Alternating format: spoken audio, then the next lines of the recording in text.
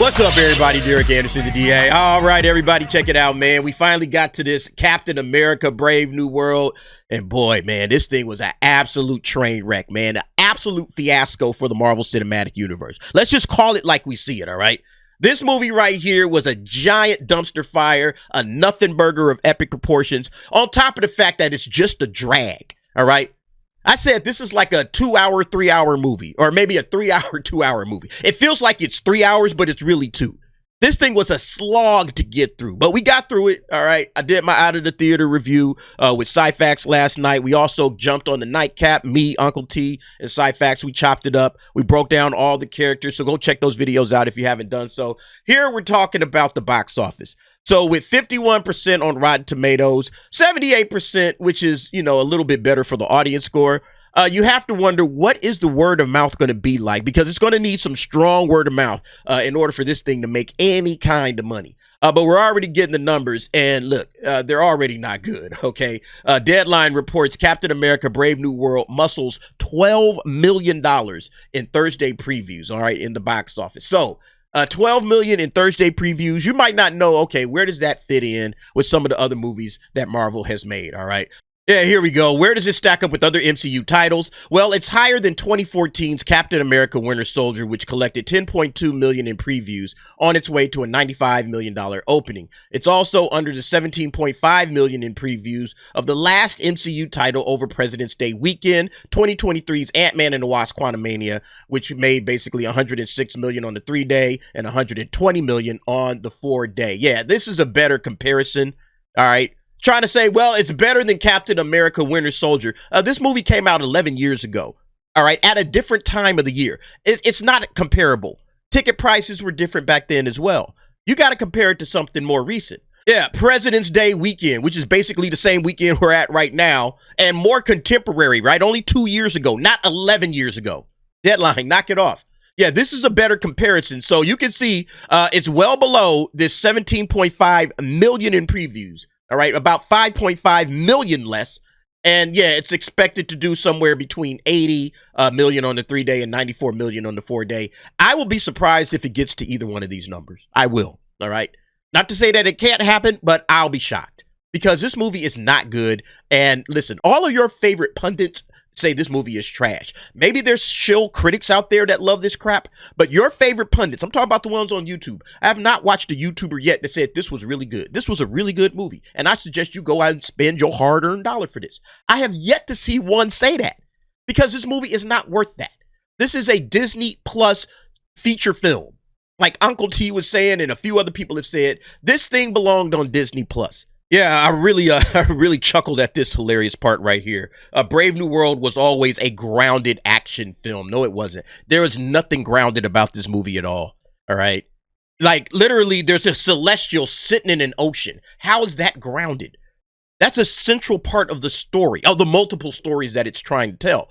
The celestial sitting there, the Red Hulk. There's nothing grounded about a Red Hulk. That's the villain you got to face. All right. And then, like, Falcon has, like, Wakanda tech. So this dude literally cannot be hurt. He can fly through missiles. He can fly through the White House. The Red Hulk can just sit there and pound on him. He good. He good. Nothing to worry about here, folks. Like, there's nothing grounded about this. There's so many times when you're taken out of the movie, all right, by the silly nonsense that they're doing. Again, multiple plots that don't make any damn sense. You know, you have 3 or 4 villains. Maybe, I don't know, it's like I lost track of counting how many villains are in this thing, and none of them have a satisfying conclusion to their stories. You know, none of them. It's just all the way bad. Everything that they did in this movie was just absolutely tragic. The bad news, Rotten Tomato critics got antsy while watching an Anthony Mackie movie, giving it a 52% critic score. Better news, the audience gave it a tolerable 79%. Yeah, but see, that's early. It is still dropping as we speak, all right? 51 and 78. So it's already down a couple of points. And in my opinion, I think there's a lot of shills in this, especially on this critic score. There's a lot of shills that's giving this thing a tomato, but in reality, you read the review, and the review should be a splat. The review is like, ah, man, the characters are bad, you know, very mid writing, you know, decent action scenes, you know, 2 out of 4, tomato. Like, that makes no sense, critics. This is why nobody takes y'all seriously. What I just witnessed was a terrible film on every stretch of the imagination. There's no way that you can justify giving this thing a tomato if you are a critic worth your salt, unless you're paid by Disney, and then, okay, now it makes sense. All right, that's why we'd say that you can't really trust the critics. Some of these audience ratings were the same way. We were going over it last night on the Nightcap. Somebody said, well, it's not by any means a perfect movie, but they gave it a perfect 5 stars. I'm like, all right, sometimes you really can't trust the audience either. But in terms of the 78%, I think there's a lot of normies out there that will go, they ain't tripping, and they'll just watch an action movie, and they'll say, hey, I had a lot of fun with this action movie.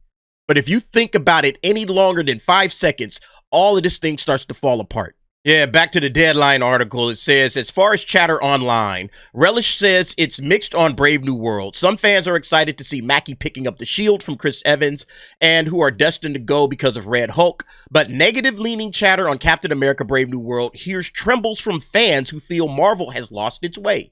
Comments include, I remember a time when I used to get hyped up for a Marvel movie or Marvel film.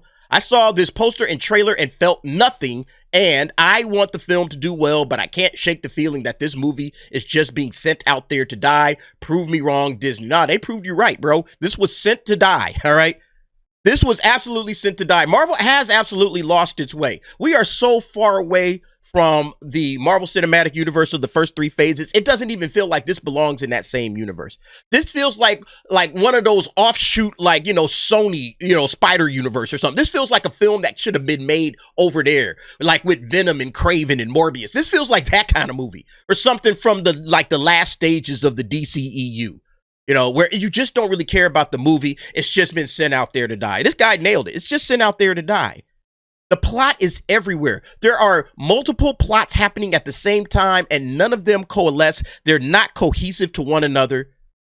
Falcon is just kind of pip-popping in and out of different places, but none of these stories make any sense, and there's no one overarching narrative.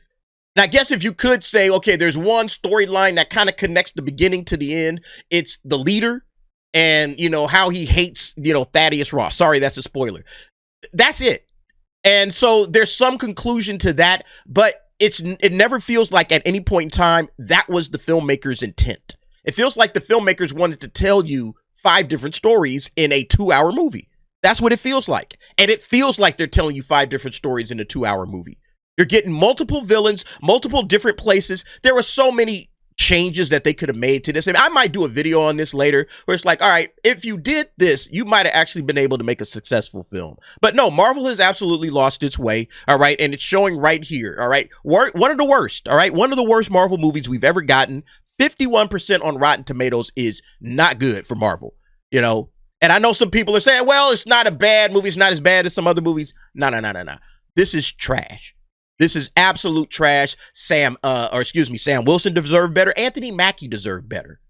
Everybody that worked on this film deserved better. Marvel, you need to do better, all right? Anyway, y'all let me know what y'all think about this. It is what it is, all right? Marvel, once again, finds itself in the gutter, trying to scramble, and it looks like this box office is absolutely going to not do any numbers, all right? 12 million, again, I would be surprised if this number is trended down afterwards, and it's only really 10.8 million or some shit like that. I would not be surprised at all if this isn't the actual number, and they got to, okay, after adjusting it, it's a really 10.8. I wouldn't be surprised. And I would be very surprised if this thing does better than $80 million on a 3-day weekend. I don't think this is going to do well at all. All right, but we'll see. Anyway, y'all let me know what y'all think. Jump down in the comments. Give me your thoughts and opinions on that. And thanks for watching. See you next time.